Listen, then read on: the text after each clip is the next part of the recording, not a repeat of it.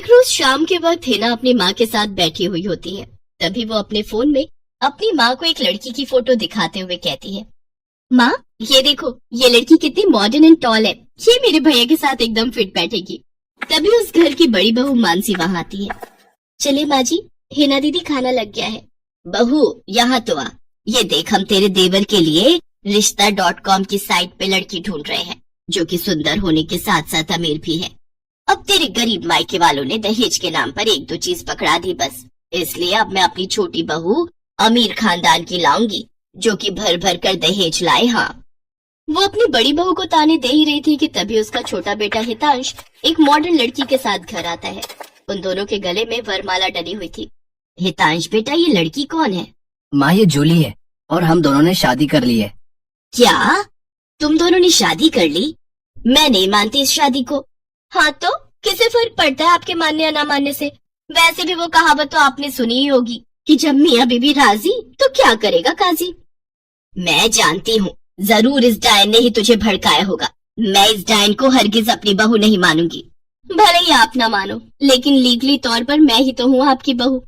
इसलिए अब जल्दी से जाइए और आरती की थाली लाकर मेरा गृह प्रवेश कीजिए। सास बेमन से अपनी नई बहू का स्वागत करती है। जूली हितांश के साथ अपने कमरे में चली जाती है। हे राम, माँ अपनी इस नई छैल छबीली के तेवर देखे, इसके तो रंग ढंग ही अलग है, बड़ा ही घमंड है इसमें। तू चिंता मत कर बेटी, कल इसका ससुराल में पहला दिन है, तुम देखना अगर मैंने भी इसका घमंड चूर चूर नहीं किया तो।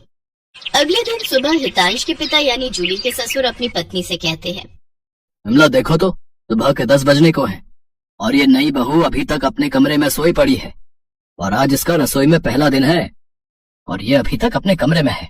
तुम रुको जी, अभी मैं इसकी खबर लेती हूँ। नई बहू, अरे ओ नई बहू। कुछ देर बाद जूली वहाँ आती है। क्या बात है मम्मी जी, क्यों सुबह सुबह इस घर को मच्छी बाजार बना कर रखा है? छोटी बहू, ये क्या तरीका है अपनी सास से बात करने का?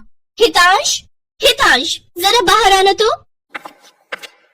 अब क्या हुआ जूली डार्लिंग? तुम चुपचाप से अपने बाप को समझा लो कि वो मुझसे तमीज में रहकर बात किया करे। पिताजी, आपने सुना जूली ने क्या कहा? नालायक, इस दिन के लिए पैदा किया है क्या तुझे कि तू अपनी बीवी का जोरू का गुलाम बन जाए? बस आपसे ही सीखा है पिताजी। जूली की सास खाने की लिस्ट नई बहू के हाथ में देती है और कहती है, ये ले, ये तेरी पहली रसोई की लिस्ट है। आज तुझे ये सब खाना हम सबके लिए बनाना है। और हाँ, उसके बाद किचन की साफ सफाई भी कर देना। सासू माँ, ना तो मैं खाना बनाऊंगी और ना ही सफाई करूंगी। बहू आई है घर में, कोई काम वाली बाई नहीं जो उसे आते ही काम बता दे। भले ही ससुराल में मेरा पहला दिन हो, लेकिन इस पहले दिन से अब आप लोगों की जिंदगी बदलने वाली है। तो मेरी प्यारी ननद जी, पहले तो आप इस घर की साफ सफाई करोगी और सासू माँ आप बनाएंगी खाना, और वो भी मेरी पसंद का।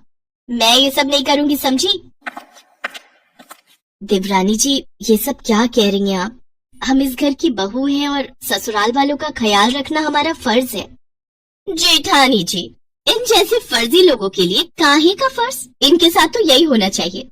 बड़ी जुबान चलती है तेरी, मैं तो तुझे छत से धक्का ही दे दूंगी, फिर तू भूतनी बनकर भटकती रहना। और ये